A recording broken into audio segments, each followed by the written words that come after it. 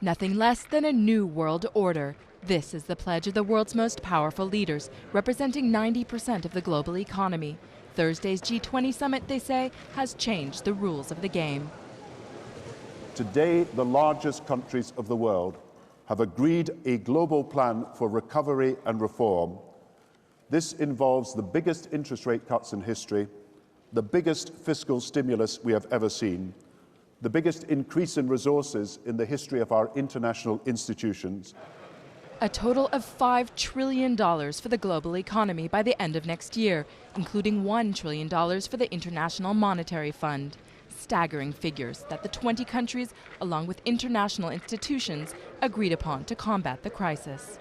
We have before us the opportunity to forge for ourselves and for future generations. When we are successful, and we will be, we have a real chance at this new world order, an order in which a credible United Nations can use its peacekeeping role to fulfill the promise and vision of the UN's founders.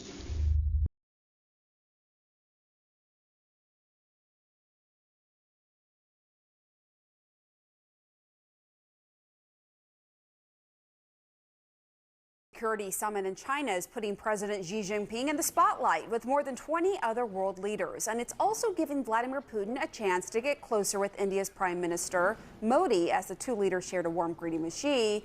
And you can also see Modi holding Putin's hand. Hopefully we can show some video of that, of Modi and Putin actually walking together, holding hands. CNN senior international correspondent Ivan Watson explains how the Chinese leader is using this meeting to outline his vision for a reshaped global order, with Beijing leading the way.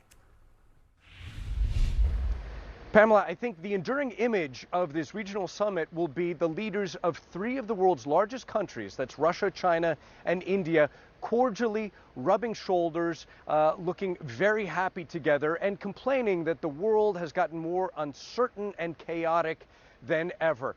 This has been a forum for Russia and China, two close partners, to complain about the U.S. dominating international relations too much in their eyes since the end of the Cold War, and calling for the creation of a new, as they would put it, more fair system of governance. In your book, you talked about 5 forces in changing world order. What are they? So first, the amount of spending more than we're earning. Second is the amount of internal conflict. Third is external conflict, the great power conflict. When I studied history, I also saw the fourth really becoming apparent, which is acts of nature. Number 5, which is the most important, human learning and the development of technologies. So we are at the brink of a new world in which the technologies are going to radically change a lot of the things that we know, but we don't know how. And we have 2 big elephants trying to become more and more nervous. If they become very nervous and start war, it will be a big problem for the rest of the jungle. You need cooperation of a lot of other animals. Tigers, monkeys, and so on. Are you on the US and the Chinese side? Because now, progressively, a lot of people would like to see there are 2 orders in this world. This is a huge mistake, even for both the US and China. We need a single global order. So, Luke, what's going on here? Are we entering a new world order? We're taking a step in that direction, and it's a big step. I'm in a economy, not just the world economy in the world. It occurs every 3 or 4 generations.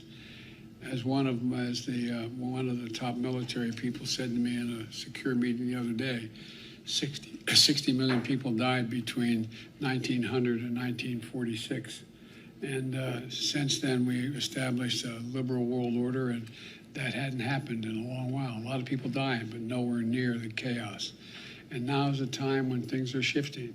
There's going to be a new world order out there.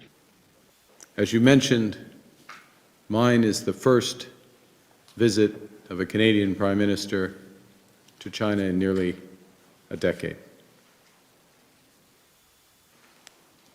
The world has changed much since that last visit. And I believe the progress that we have made in the partnership sets us up well for the new world order.